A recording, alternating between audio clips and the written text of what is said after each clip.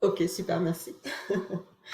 D'abord, bonjour à tous et à toutes et bienvenue sur un des derniers webinaires de la journée distancielle du Salon Emploi Mobilité Publique, mise en œuvre par la PFRH, la préfecture de région Occitanie et les partenaires de l'emploi public.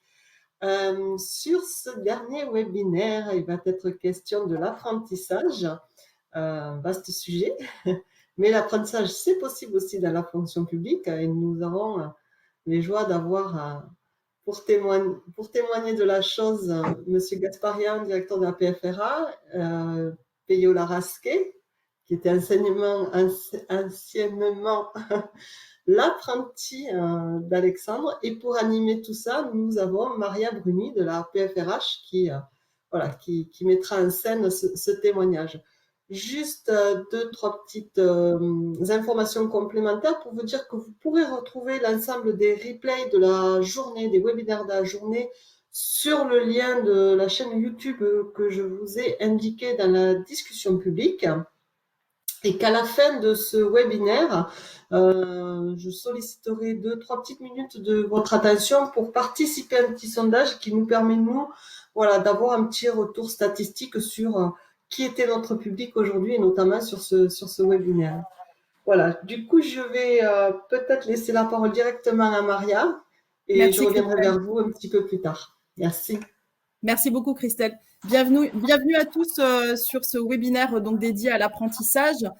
On sait que les employeurs publics ont la possibilité de recruter des apprentis dans leurs services. Et d'ailleurs, l'accueil des apprentis dans les trois versants de la fonction publique s'est particulièrement développé ces dernières années. Il y a une circulaire annuelle, la dernière en date de mars 2023, et elle pose aux employeurs publics des trois versants des objectifs chiffrés même à atteindre pour recruter des apprentis. Et puis il y a un souhait également de la part du gouvernement pour ces employeurs publics d'assurer en fait l'accompagnement des apprentis vers l'emploi titulaire ou vers l'emploi contractuel.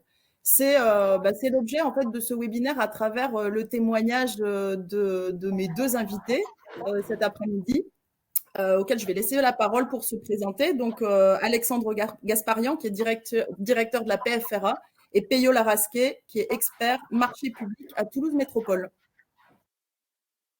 Bonjour à tous. Alors,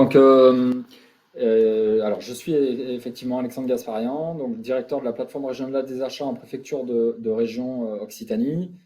Je pilote une équipe de 8 personnes, 8 agents, et notre objectif, ou en tout cas notre mission, en fait, c'est de contractualiser, de mutualiser les besoins d'achat pour l'ensemble des services de l'État sur la région Occitanie, donc tout ministère confondu, sur des segments achats qui concernent essentiellement tout ce qui touche à l'entretien du patrimoine immobilier de l'État. Voilà.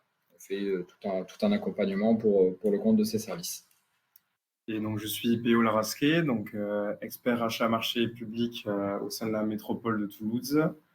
Je suis spécialisé en marché public de travaux.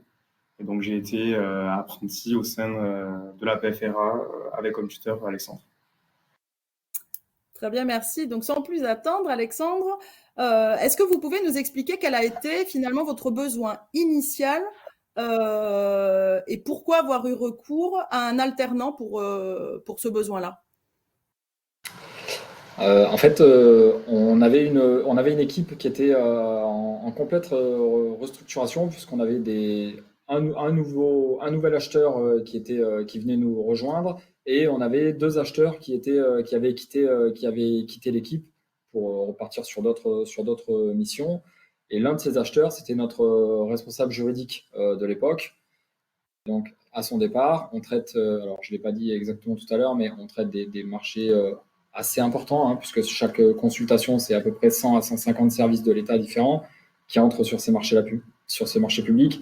Donc, on a une responsabilité juridique qui est quand même assez forte, et se retrouver 100 personnes le temps du recrutement et ne sachant pas qui allait arriver derrière, c'était important pour nous de se sécuriser sur cet aspect-là.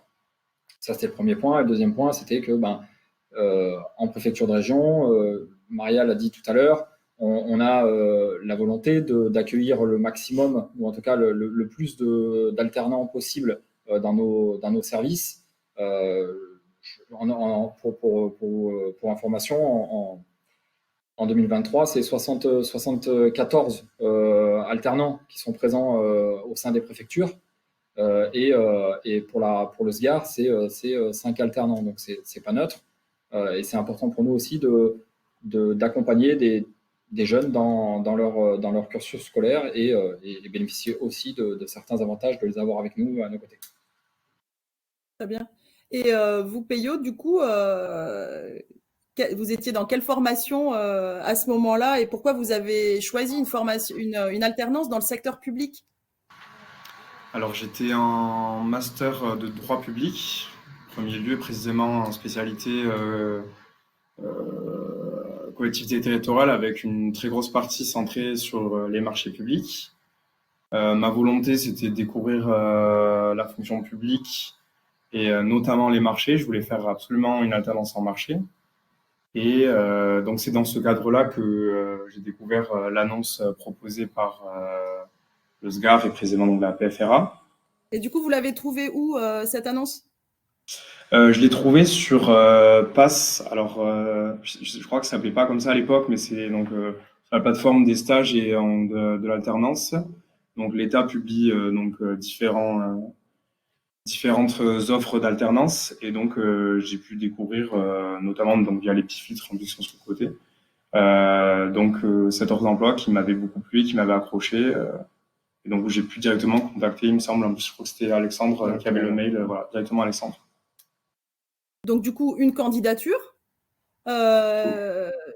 C'était une offre d'alternance qui a été publiée et du coup, une candidature d'un alternant en master droit public, d'un étudiant master droit public.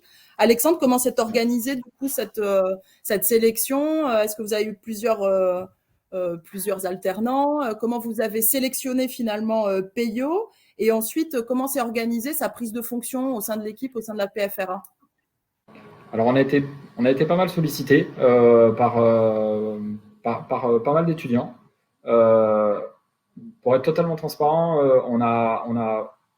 le hasard fait qu'on Peyo a été l'un des premiers ou le premier que l'on a eu en entretien. Et en fait, on n'est pas allé beaucoup plus loin dans finalement, on avait au départ sélectionné, je crois, 4 ou 5 profils sur les CV sur les candidatures qu'on avait reçues.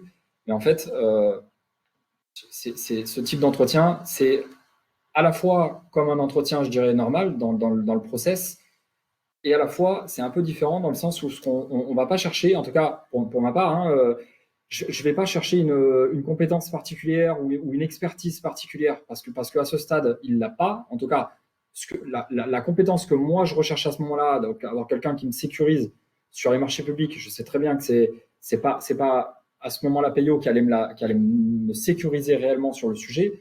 Donc, ce que j'ai besoin, c'est de comprendre, de savoir est-ce que la personne que j'ai devant moi, est-ce qu'il est intéressé, est-ce qu'il a envie de s'intéresser au sujet, est-ce qu'il a… En fait, c'est plutôt un comportement. On parle souvent de savoir-être, mais oui, c'est sa façon de parler, sa façon de se présenter et sa façon évidemment de répondre à mes questions sur comment tu vas arriver à l'objectif que je vais te fixer. Et ça, finalement, j'ai eu la chance d'avoir Peyo en premier entretien qui était bizarrement, c'est pas toujours facile, très à l'aise sur le sujet, en tout cas sur sa façon de me répondre et sa façon que j'ai perçu de s'intégrer au sein de l'équipe. Donc on n'est pas allé beaucoup plus loin, on a vu 2 autres personnes et puis finalement, j'ai préféré annuler parce que Peyo, à ce moment-là, avait aussi d'autres recrutements ou en tout cas d'autres rendez-vous. Et je ne voulais pas perdre Peyo, donc je l'ai rappelé quasiment le surlendemain pour lui dire écoutez, on vous prend. Voilà. Ça a été assez rapide en fait. Ok. Et du coup, son intégration au sein de l'équipe s'est fait facilement. Vous aviez déjà eu des alternants auparavant ou c'était le premier? Comment s'est organisée cette intégration dans l'équipe? Alors, on a l'habitude de prendre des stagiaires, mais des alternants, c'était la première fois. Donc, c'était aussi, pas une inquiétude, mais en tout cas, pour moi aussi, c'était important de savoir qu'est-ce que j'allais pouvoir aussi lui apporter, parce que c'est aussi important pour lui, pour la suite de son parcours scolaire. Donc, c'est savoir quelle mission j'allais pouvoir lui confier. Pas que des missions qui l'intéressent, évidemment, parce que il y a du travail à faire et toujours n'est pas tout intéressant. Par contre, dès qu'il est arrivé, on s'est mis autour de la table et on a évoqué sur voilà tous les sujets qu'il va falloir traiter. Et dis-moi, qu'est-ce qui t'intéresse dans ces sujets-là? Et par contre, sache que moi, ce que j'attends de toi, c'est alors, je ne sais pas si on en parlera un peu plus tard, mais j'ai besoin de fiches très précises sur le traitement alors là, je ne vais pas rentrer dans la technique, mais sur le traitement des offres anormalement basses, sur le traitement des pénalités. J'ai besoin de fiches pratiques que je vais pouvoir utiliser évidemment pour ma plateforme, mais pour mettre à disposition également tous les services de l'État. Et donc, voilà, on s'est mis tout de suite d'accord sur un on s'était mis d'accord, je vous complète ce que dit Alexandre, on s'était mis d'accord en fait. Je dirais même pas sous forme de contrat, mais je dirais faire les volontés de chacun, l'un et l'autre, sur ce que moi je souhaitais faire, ce que lui avait besoin, et donc pour s'apporter mutuellement des choses, quoi. Ouais, on est d'accord. Et du coup, Peyo, vous êtes arrivé, là, vous connaissiez pas la fonction publique d'État, vous connaissiez pas spécialement ce service. Qu'est-ce qui vous a étonné lors de cette prise de fonction? Ce qui m'a étonné, je dirais en premier lieu, c'était un petit peu l'ambiance de travail. Je suis arrivé, je me suis senti très rapidement à l'aise. J'avais déjà fait d'autres stages dans l'action publique, mais mon arrivée, ce que je dirais, c'est vraiment l'intégration rapide que j'ai eue à la PFRA, donc qui m'a encore plus encouragé ensuite à poursuivre dans la fonction publique. Peut-être qu'on en parlera après, mais voilà. Après, qu'est-ce qui m'a surpris également, je dirais la très grande expertise de toute l'équipe, enfin la PFRA. Donc chacun avait un haut niveau dans les marchés. Je recherchais à évoluer et à augmenter mes compétences en marché. Donc leur expertise ont pu me permettre de monter en compétences. Qu'est-ce que je pourrais ajouter? Et également, je dirais le fait qu'il y a beaucoup de contractuels également au sein de l'équipe de la PFRA, et donc ils montraient également que on m'a souvent parlé du concours quand j'étais en master, et donc il y a quand même d'autres façons aussi d'entrer dans l'action publique, d'autres façons d'évoluer dedans que forcément, je pense, au concours, mais de voir la diversité des profils et des parcours en fait de tous les agents de la PFRA, et que l'action publique a quand même évolué par rapport à l'idée que je me faisais. En tout cas, l'action publique, elle est beaucoup plus ouverte et beaucoup plus plurielle que je pensais. En tout cas, sur des missions assez spécifiques comme l'achat, comme c'est des compétences qu'on ne trouve pas forcément dans la fonction publique en tant que telle. Et donc, c'est vrai que sur ces missions-là, on va beaucoup chercher à l'extérieur et pas simplement des personnes qui sont déjà fonctionnaires. Exactement. Après, peut-être un point qu'il a peut-être pas soulevé, c'est son positionnement au sein de la plateforme. En fait, c'est un choix de notre part. Après, il est équipé d'un poste nomade et donc il a évidemment un bureau au sein de mes équipes, mais il a aussi un bureau au sein d'un bureau d'alternants. Et du coup, il avait un positionnement qui était assez double, où finalement il pouvait travailler, quand il avait besoin de travailler avec un acheteur chez moi, il était évidemment dans les bureaux, mais le reste du temps sur des missions transverses où c'est de la recherche juridique ou autre, il était dans le bureau des alternants. Et là, on essaye de créer un contexte entre les alternants, entre les apprentis sur eux-mêmes, comment ils évoluent dans leur service, et moi-même dans mon service. Enfin, un peu une émulsion entre les apprentis. Ouais. Ça, c'est vrai. Je vois dans le chat, il y a une question par rapport au rythme de l'alternance, et c'était justement une de mes questions. Pendant l'année, vous aviez un rythme, je ne sais pas, 1 semaine, 2 semaines, vous allez nous l'expliquer. Est-ce que ce rythme il a été facile à mettre en œuvre? Est-ce que ça a été parfois un frein pour vos besoins, Alexandre, ou pas du tout? Alors, Peyo pourra compléter ça, mais globalement, c'est pas un frein. C'est pas un frein du tout, parce que son planning, de toute façon, je l'ai dès le début de l'année.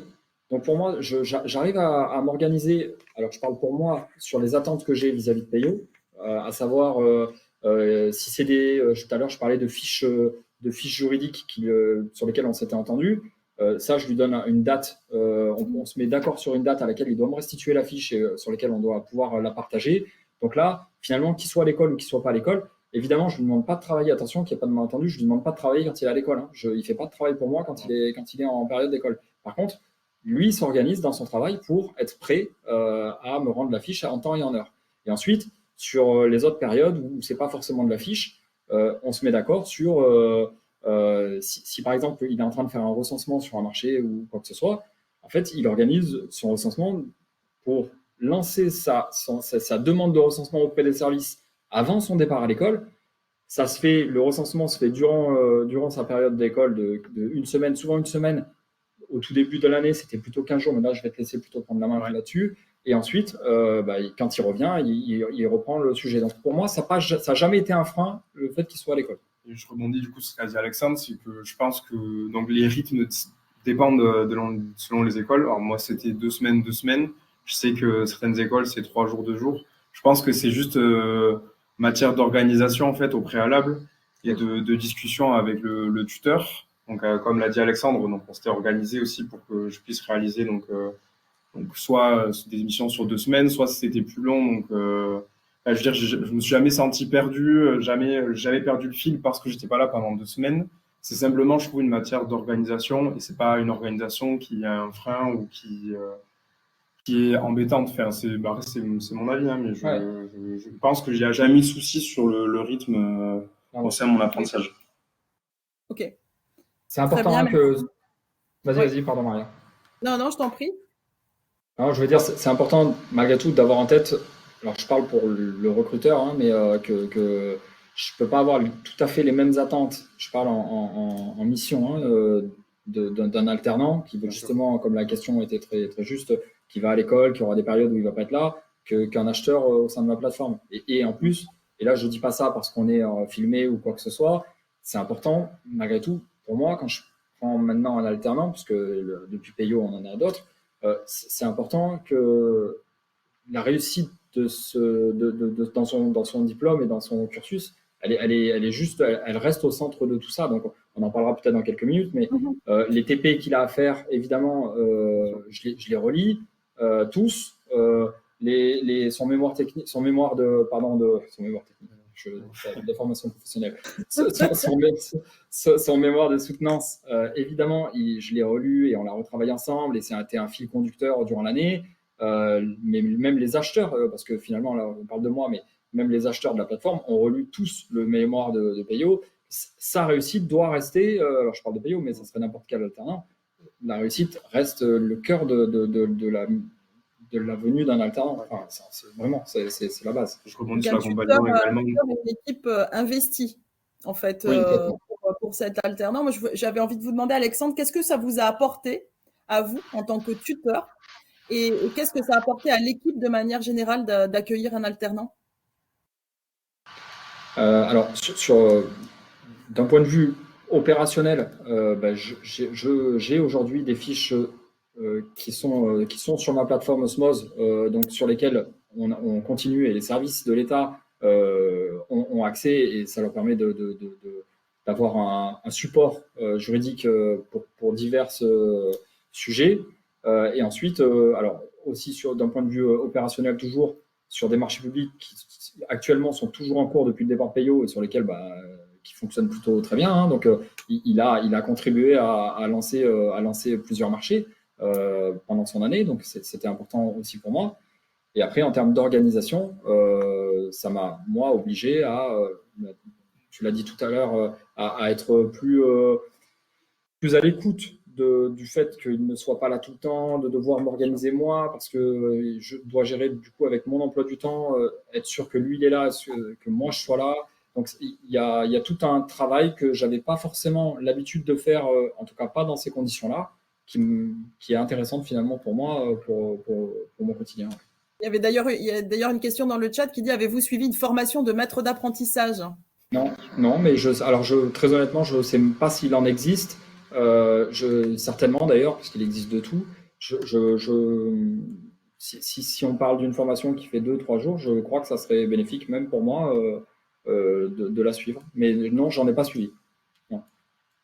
Et du coup, est-ce que pendant l'année d'accueil de Payo, il y a eu des contacts avec son établissement, avec son responsable de diplôme Quels sont les liens finalement entre Euh, employeurs et organismes de formation ou universités en l'occurrence? Vas-y, pense. En effet, on a un suivi en fait. On a eu 3 rendez-vous, si je dis pas de bêtises, Ouais. avec mon directeur de master. Avec où on faisait un retour sur ce que j'avais pu donc effectuer comme mission, sur l'avancement également des missions, de mon ressenti aussi sur l'apprentissage, parce que c'est normal aussi qu'on ait un suivi de l'école. Et à la fin, du coup, en suivi final, je dirais, Alexandre est venu à ma soutenance de mémoire, où il a également revu mon professeur. Donc, on a quand même un gros suivi de l'école, je trouve, sur ces points-là. Oui. Ouais, c'était pas du tout Mais pas lourd non plus, ouais, c'est ça que je voulais, ouais. Ouais, c'est J'ai ça. pas l'impression C'est que pas quelque chose qui est vraiment chronophage. Hein. On parle de 3 rendez-vous de 1 heure et quart, en plus qu'on a réalisé en visio. Là, enfin, la première fois, il est venu depuis Montpellier, il est venu jusqu'à Toulouse. Les 2 autres, on les a fait en visio. Et la soutenance, c'est moi qui me suis déplacé à Montpellier, mais non, et puis c'était le minimum qu'on pouvait faire. Donc non, c'est pas ni chronophage ni problématique, et c'était important. Au moins que son maître son directeur de master, au moins qu'il ait connaissance de l'environnement dans lequel il était, oui. Qu'est-ce qu'il faisait, parce que évidemment Peyo en parle avec lui, ou en tout cas pendant ses phases d'école, mais c'est important qu'il ait aussi mon retour et savoir ce que moi j'en pense, et que je puisse le valoriser, parce qu'en l'occurrence c'est ce que je souhaitais faire à ce moment-là. Et l'adéquation aussi au final quelque part entre les cours de master et l'alternance aussi. Il y a quand même une logique que les cours nourrissent ce que je réalise aussi en alternance et inversement. Bien sûr. Ok. Du coup, Peyo, vous, qu'est-ce que ça vous a apporté, cette alternance? Plus globalement dans votre parcours pro, quels ont été les apports? En parcours pro, beaucoup d'apports, je dirais. Déjà, je l'ai déjà indiqué avant, mais j'ai pu développer des nouvelles compétences, spécifiquement en marché, mais je dirais aussi apprendre l'autonomie au sein d'un poste, ce qui m'a été ensuite bénéfique pour plus tard trouver un emploi et agir au sein de mon nouvel emploi. J'ai pu également avoir une autonomie, je dirais, même au niveau de mon salaire. Enfin, j'ai pu toucher un salaire qui a permis également d'avoir une autonomie, je dirais, dans la vie en général. C'est aussi important pour me détacher de mes parents, etc. J'ai pu me créer un certain réseau. Enfin, les marchés, en vrai, qu'on soit à la métropole, qu'on soit à l'État, enfin, genre, tout est connecté. On est quand même sur une grande toile. Donc, se créer un réseau pro qui également ensuite m'a permis de trouver un emploi au sein de la métropole où je suis actuellement. Ça a confirmé votre choix, en fait, un choix d'orientation professionnelle, finalement. Ça c'est clair. Enfin, le fait d'apprécier mon apprentissage au sein de la PFRA m'a conforté dans l'idée que je voulais rentrer dans l'action publique. J'ai pu un petit peu découvrir au sein des stages, mais c'est vraiment l'alternance qui a, je dirais, finalisé mon choix de la fonction publique. Ça, c'est clair et net. Et du coup, à la suite de cette alternance, vous avez cherché directement un emploi? Qu'est-ce que vous avez... C'est ça. Alors, j'ai cherché un emploi. J'ai eu 3 entretiens où j'ai une réponse possible pour les 3 entretiens. Donc, j'ai pu développer au sein de ces entretiens le fait que j'avais fait une alternance qui avait été, pour ces 3 recruteurs, un choix déterminant qu'ils ont pu me le confier même pendant l'entretien et au moment où on m'a donné une réponse positive. Donc, je dirais que c'est quand même un atout majeur d'apprentissage pour trouver un emploi. Et également, j'ai passé le concours d'attaché territorial que j'ai obtenu. Et l'alternance a été également décisive au sein de mon oral où j'ai pu développer tout le parcours que j'ai pu effectuer dans l'alternance pour justifier également de mes compétences pour obtenir un concours. Donc, je dirais pour trouver un emploi et obtenir le concours, l'alternance m'a été fortement utile. C'est une expérience que vous avez largement valorisée pour l'obtention du concours. Exactement. D'accord. Exactement. Pour peut-être, Maria, pour compléter ce que dit Peyo sur le réseau que l'alternance lui a fait avoir, c'est important en tout cas, ça me semble intéressant de signaler que Peyo évoquait trois recruteurs pour lesquels il a postulé. simplement dire que j'ai eu les 3 recruteurs, deux que je connaissais et un que je connaissais pas, mais j'ai quand même eu les 3 recruteurs au téléphone. Tout ça pour dire que c'est Pour une prise de référence, passage, tu veux dire? oui, le passage qu'il fait à un endroit, là c'est chez moi, mais ça serait chez n'importe qui, il a forcément un impact si ça se passe bien, de toute façon sur le réseau autour, parce que alors s'il changeait complètement d'univers, évidemment ça changerait peut-être la donne, mais sur un univers un peu similaire, ça apporte évidemment que ça apporte beaucoup.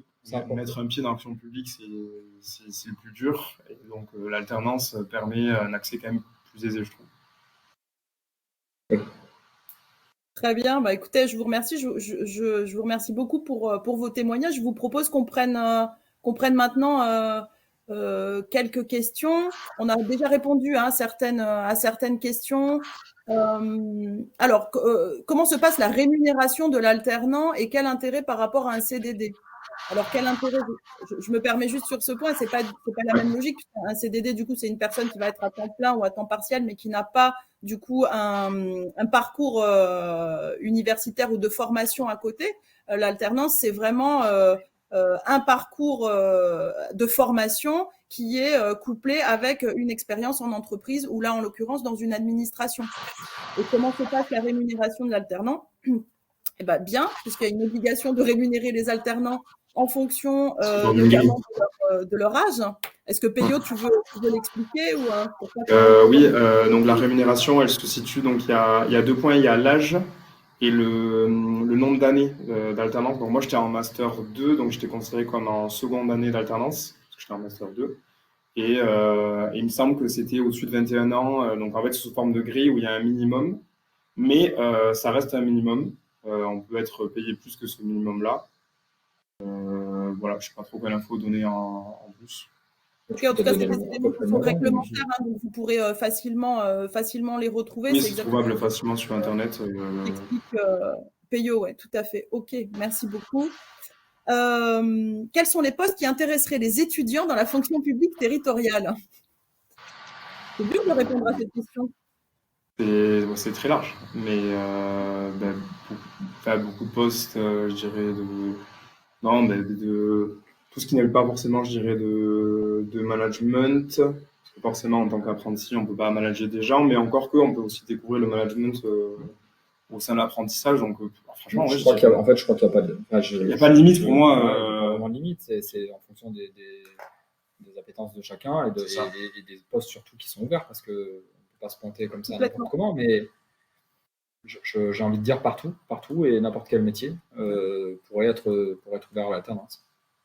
Tout à fait, y compris des métiers techniques, y compris des métiers très techniques de base, comme maçon par exemple dans la fonction publique territoriale ou plombier. En fait, finalement, tout est envisageable dès lors que la formation offre l'option apprentissage dans le cursus qu'elle propose.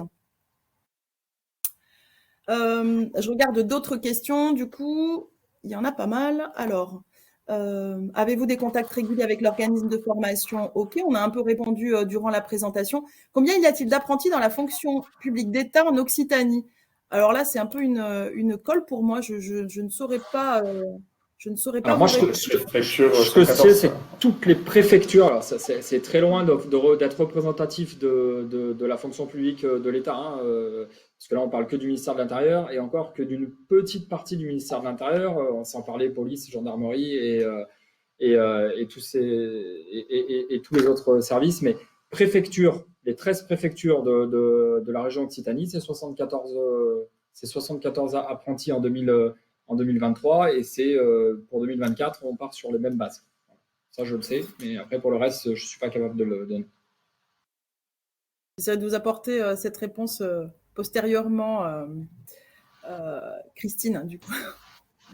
Est-ce qu'il y a d'autres questions ou d'autres, avant que l'on clôture du coup ce webinaire avec un petit sondage? Est-ce que vous avez une dernière question pour Alexandre Gasparian et Peyo Larasquet? Je pense que c'est OK. Merci à tous les deux et merci aux utilisateurs. Ne quittez pas tout de suite notre webinaire, s'il vous plaît, puisque je vais laisser la à ma collègue Christelle pour vous sonder rapidement. Il y a 5 petites questions. Pour ceux qui ont assisté à d'autres webinaires, ce sera les mêmes, désolé. C'est assez rapide, vous pouvez répondre en direct. Christelle, tu as la main. Oui, sauf que je n'arrive pas à lancer mon sondage. Ok, je peux essayer de mon côté. Si tu veux. Il faut que tu reprennes la même arrière. Je n'arrive pas à le lancer. Je vais essayer. Tout de suite. Hop. Ce sont les aléas du direct. Hein. Donc, hop.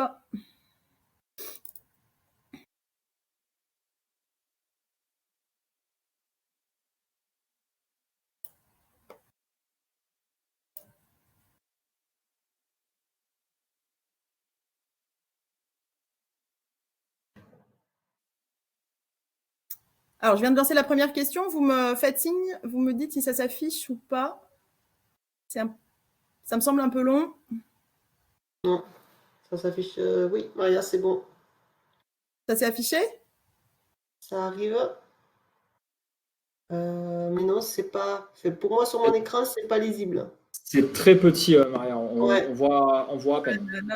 Ouais, Enfin, on eh voit bien, même pas, alors, à moins je d'avoir- vais essayer. Attendez. Hop. Ouais. Eh On a un bien, souci sur. on a un souci depuis cet après-midi Oui. sur nos sondages. Ouais, Donc, sur les sondages. bon. Que je J'arrive réessaye. même plus à le virer. Bon, Christelle, je pense que. Hop, est-ce que c'est gênant si on laisse tomber le sondage, Christelle, pour ce dernier Pour ce dernier, on y arrive bloqué chez moi. Ouais. J'arrive même pas à virer le. Non. Super. Je crois qu'on est arrivé au bout du bout. Bon, je suis navrée. Alors. Hop, je ne peux pas virer. Ok. Bon, eh bien, écoutez, désolé pour ce petit couac technique en fin de webinaire sur le sondage. Vous pouvez, hop, vous pourrez du coup avoir le replay de ce webinaire sur la chaîne YouTube qui vous a été communiqué en début de fil de discussion. Je vous remercie à tous. Attends, Oui. Maria, je peux peut-être. Attends, entre-temps, j'ai réussi à débloquer la chose. On Ok. sait jamais. Oui. Ça y est. Oui. Alors, on clôture pas tout de suite. Vous êtes hyper patient. Vous n'êtes pas déconnecté. Je vous en remercie chaleureusement. La première question, c'est où est-ce que vous travaillez? En Occitanie ou hors Occitanie? Et je peux peut-être envoyer la. Alors, j'ai pas de visuel sur mon écran. Je vois rien. Je vais publier le résultat. Vous envoyez la seconde question. Alors, on a 3 réponses. Donc, n'hésitez pas à répondre. Du coup, les collègues, c'est directement sur. On a eu 3 réponses, Christelle, en Occitanie. Je ne sais pas si. Ouais, j'ai vu. Là. Je lance Alors, sur quelle tranche d'âge vous situez-vous, du coup? On va laisser peut-être un peu plus de temps.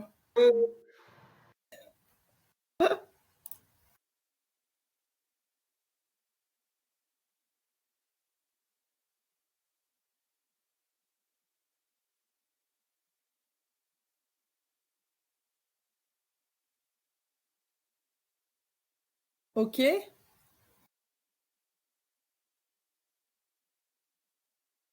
C'est mieux. C'est un peu mieux.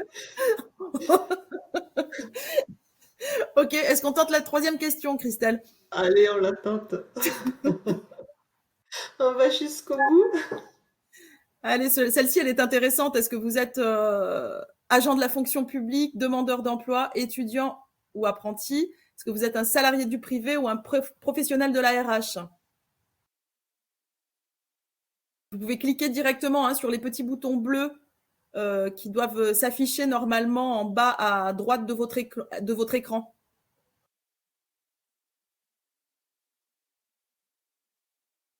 Merci pour ceux qui répondent. Merci beaucoup. Et j'ai publié. C'est mieux. Et la quatrième question, alors oui, ça c'était peut-être c'est pour ceux qui venaient de la fonction publique, savoir votre origine. Fonction publique d'État, territoriale ou hospitalière. Là, je crois qu'on aura vite fait le tour. Oui.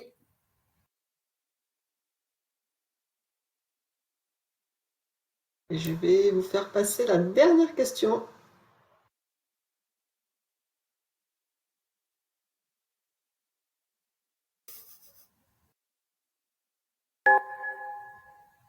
Est-ce que ce webinaire a répondu à vos attentes? Oui, tout à fait, oui, partiellement, ou non, pas du tout. Pour moi, en tout cas, ça a été un plaisir de l'animer et d'interviewer Alexandre Gasparian et Peyo Larasquet.